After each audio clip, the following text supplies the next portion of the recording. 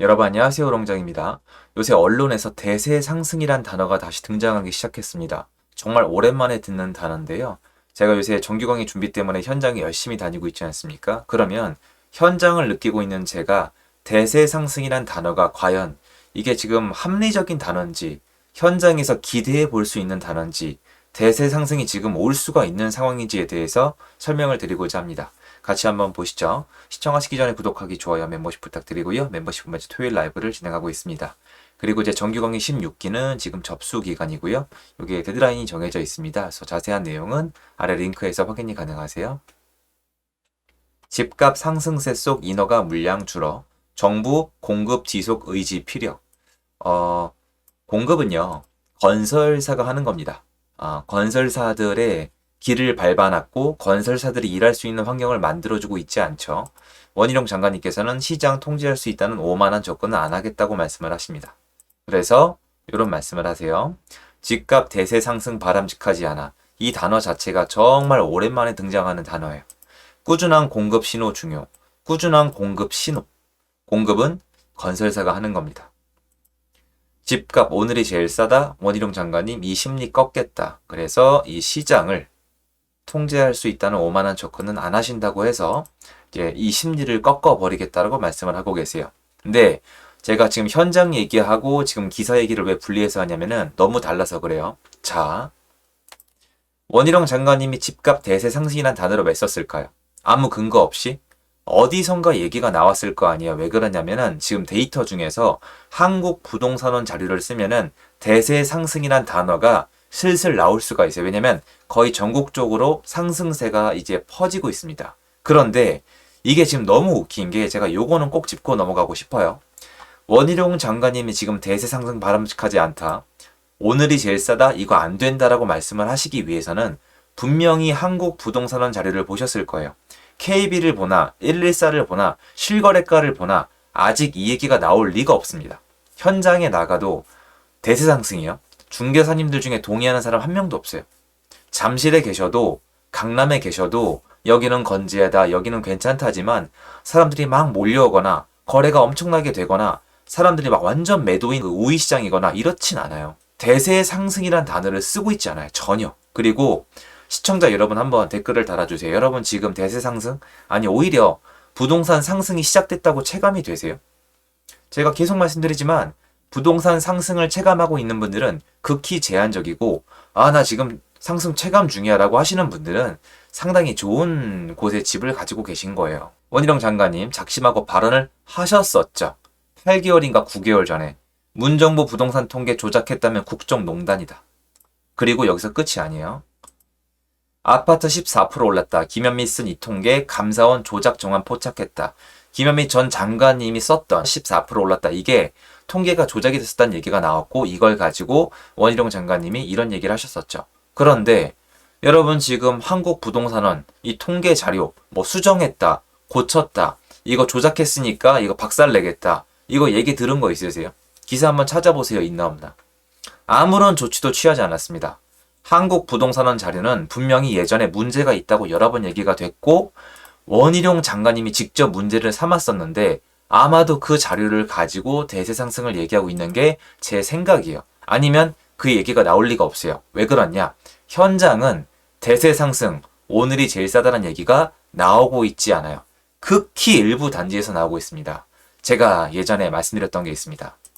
아마 이런 게 나오고 있을 거예요. 현장에서 부동산 바닥을 다지고 반등을 제가 확인한 게 올해가 아니라 작년 11월 달이에요. 그런데 통계가 나오는데 3달이 넘게 걸리더군요. 그리고 3달이 지나서 4달이 넘고 나니까 언론에서 얘기하기 시작했습니다. 언론이 얘기를 하는데 조회수가 안 나오다가 조회수가 좀 나오면서 데이터가 더 나오니까 언론들이 베껴쓰기 시작하면서 기사가 퍼지기 시작했습니다. 왜냐면 서로 이제 우라카이 한다 그러나요? 그게 서로 활용을 하잖아요. 그래서 지금까지 와서 결론적으로 언론은 통계는 상승이 시작된 걸로 잡히고 있어요. 그런데 여러분이 아시잖아요. 지금 상승이 느껴지시나요? 저는 느껴지지 않으실 거라고 생각을 하거든요. 그게 지금 시장의 문제점이에요. 시장을 지금 통제를 하거나 뭔가 관리하는 분들은 한국 부동산원의 자료를 가지고 시장을 보고 나서 반응을 하고 있는데 현장에 나가보면 그렇지가 않거든요. 그래서 지금 하시는 말씀이 뭐예요? 예, 꾸준한 공급 신호가 중요하다고 말씀을 하셨잖아요. 지금 현장에 나가면 공급은 문제가 되고 있지 않아요. 이게 여러분 보시면은 지금 보세요. 잠실이나 강남이나 일부 지역들 제가 꾸준히 말씀드린 지역들은 상승하고 있어요, 지금도. 그런데 약 천천히 가고 있습니다. 물론 이제 거래가 많지 않은데 가격이 올라가고 놀랍긴 합니다. 그런데 진짜 공급이 부족한 게 뭔지 아세요? 네, 전세예요. 앞으로 이대로 가면은 전월세 공급이 부족해요. 전월세 물건이 많이 감소했어요. 그리고 제가 상식적으로 생각을 해봐도 전월세 공급할 수 있는 사람이 늘어나질 못했고요. 예전부터 전월세 공급하던 분들도 파산을 시켰던 게 전 정부랑 지금 정권이에요. 전 정권 얘기만 하는 거 되게 좋지 않다고 생각하거든요. 왜냐면 지금 정권 바뀐 지 오래됐어요, 여러분. 뭐 한 게 뭐가 있는데요. 없지 않습니까? 그래서 이렇게 보면은 요런 얘기가 나오고 있음에도 불구하고 여러분이 체감을 할 수가 없는 거예요. 자, 그러면 문제점이 있습니다. 정부는 지금 현실적으로 가면 현장에서 부동산이 오르고 있지도 않은데 뭔가 제재를 하겠다고 얘기를 합니다. 이러면 문제가 왜 생기냐면 옛날로 거슬러 올라가 볼게요. 이때가 정확히 정반대입니다. 뭐야? 현장은 시장이 미쳐 날뛰고 있는데 데이터를 뭐 어떻게 하셨는지 모르겠지만 데이터로 따지니까 별로 안 올랐다. 그럼 괜찮다는 거예요. 그러니까 현장은 올라가고 있는데 데이터는 괜찮으니까 그럭저럭이다. 그럼 현장이 계속 올라가겠죠. 근데 지금은 어떻게 하고 있죠? 지금은 현장은 안 올라가고 있는데 지금 시장이 올라가고 있는 것처럼 보이니까 뭔가 조치를 취하겠다라고 얘기하고 있습니다. 그러면 많은 분들이 이 얘기를 하세요, 저한테. 야, 이거 큰일 나는 거 아니냐? 우리 집은 회복 시작도 안 했다. 대다수가 이래요. 아직 회복을 시작도 못 했거든요. 정부가 또 개입을 해서 꺾어버리면 우리 집 이제 끝나는 거 아니냐? 이렇게 말씀을 하시는데 그것 때문에 제가 예전부터 말씀드린 게 있어요. 지금 시장은요, 여러분 지금 다주택자가 있어요? 갭 투자가 있어요? 시장이 지금 막 유동성이 들어와서 막 너도 사고 나도 사요? 그거 아니에요. 여러분 지금 시장은요, 아주 기본적인 수급만으로 여기까지 회복을 한 거예요. 이전에 하락이 되게 이상했던 거죠. 잠실, 강남 일부 단지가 수억이 올라간 거는 사실은 예전 시장의 회복장이라고 볼 수 있는 거지, 외부에서 사람들이 들어와서 지금 부동산이 사고 싶어서 유동성이 들어와서 다주택자가 투자용으로 이렇게 사서 올라간 게 전혀 아니에요.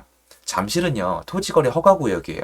지금 시장은 상승이 아니라 완만한 회복을 하고 있는 거고요. 이 회복세가 퍼지고 있는 거예요. 즉, 시장에 나서서 뭔가 규제를 한다? 그럼 시장이 더 느려질 수도 있어요. 근데 예전만큼 크게 꺾이긴 어려워요. 왜냐면 예전에 크게 꺾인 그 이유가 집을 가진 사람들이 정말 죽어날 수밖에 없는 환경이기 때문이었는데 그걸 정부가 만들긴 지금 정말 어렵거든요. 그러면 어떻게 되느냐?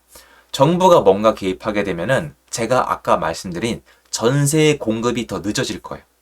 지금은 괜찮고 조심스러운 얘기인데 전세 공급이 진짜 부족해서 문제가 터지면 제 생각에, 지금 제 개인적인 생각에 원희룡 장관님은 여기 안 계실 거고 그 책임에서 자유로우실 거예요. 너 그렇지 않다. 끝까지 책임을 묻는다고요?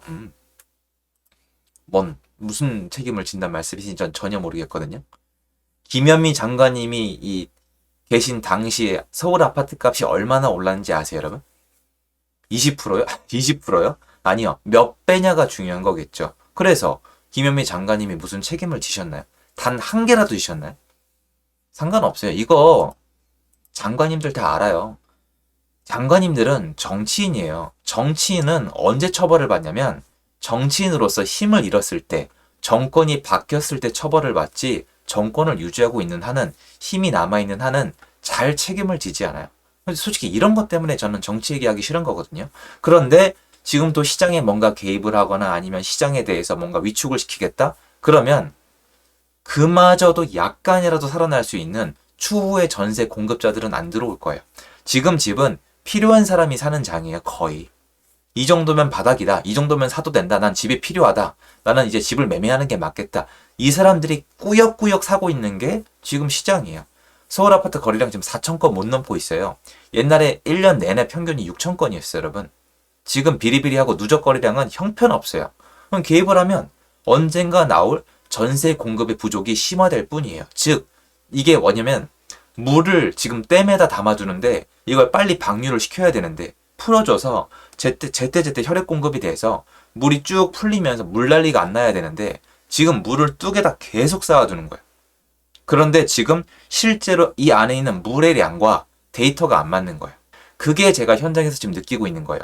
중개사님들 의견이 아니에요. 저는 시장 예측에 대해서 중개사님들 의견을 묻지 않아요.